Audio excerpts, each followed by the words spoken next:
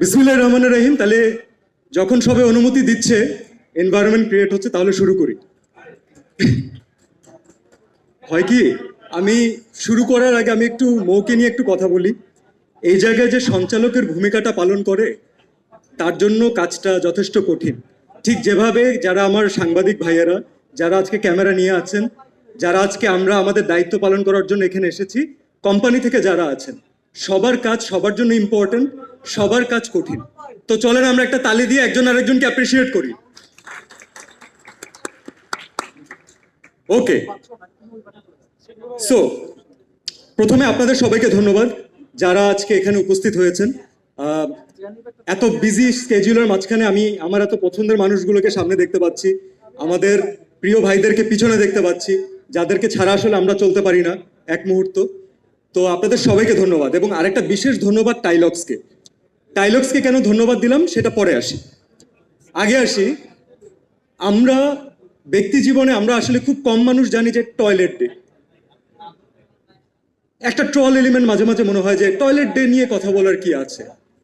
Toilet day নিয়ে কথা বলার কিছু নেই আপনার কাছে, আমার কাছে, অথবা আমাদের বন্ধু বান্ধবদের কাছে। তার কারণ হচ্ছে আমাদের একটা প্রপার হাইজিনিক টয়লেটের অ্যাক্সেস আছে। আপনি, আমি পার্টিকুলারলি আমি বলবো যে আমার ফিমেল কলিগরা, আমরা সবসময় কাজে গেলে, যখন ঢাকার বাইরে যাই, আমরা সবসময় কিন্তু দেখি যে নিজেদের জন্য আমরা তো যে কোনো জায়গায় ট্রাই করি যে অ্যাডজাস্ট করে নিতে, কিন্তু আমাদের যারা ফিমেল কলিগ আছেন তাদের কিন্তু টয়লেটটা খুব ইম্পর্টেন্ট একটা এলিমেন্ট। এবং আমরা ডিরেক্টরদেরকে, আমাদের টিমকে রিকোয়েস্টও করি যেন টয়লেটটা অ্যাটলিস্ট হাইজেনিক থাকে। তার কারণটা কি বলুন? কারণ হচ্ছে যেটা আমাদের কাছে খুব সহজ একটা নেসেসিটি, সেটা বাংলাদেশের প্রত্যন্ত অঞ্চলে বাংলাদেশের ম্যাক্সিমাম মানুষের কাছে এখনো লাক্সারি। আমাদের এখনো সবার সেই ফাইন্যান্সিয়াল সিচুয়েশন দাঁড়ায়নি যে আমরা একটা সুন্দর টয়লেট, একটা হাইজিনিক টয়লেট এনশিওর করতে পারবো, যার মাধ্যমে রোগ জীবাণু ছড়াচ্ছে। খুব স্বাভাবিক বিষয়।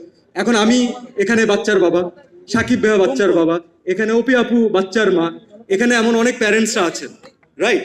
তো আমরা নিজেরাও দেখি, যখন আমরা আমাদের জন্য কোনো কিছু একটা কিনতে যাই অথবা কোনো একটা কিছু নিতে যাই, তার থেকে বাচ্চার জন্য যখন কিছু করি সেটা নিয়ে আমরা অনেক বেশি কনসার্ন থাকি। তো যেটা আপনার স্বাস্থ্য ঝুঁকি দিবে, যেটাতে আপনি নিজে সেফ না, একবার চিন্তা করে দেখুন বাংলাদেশের মানুষের জন্য প্রত্যন্ত অঞ্চলে বাচ্চাদের সিচুয়েশনটা কি।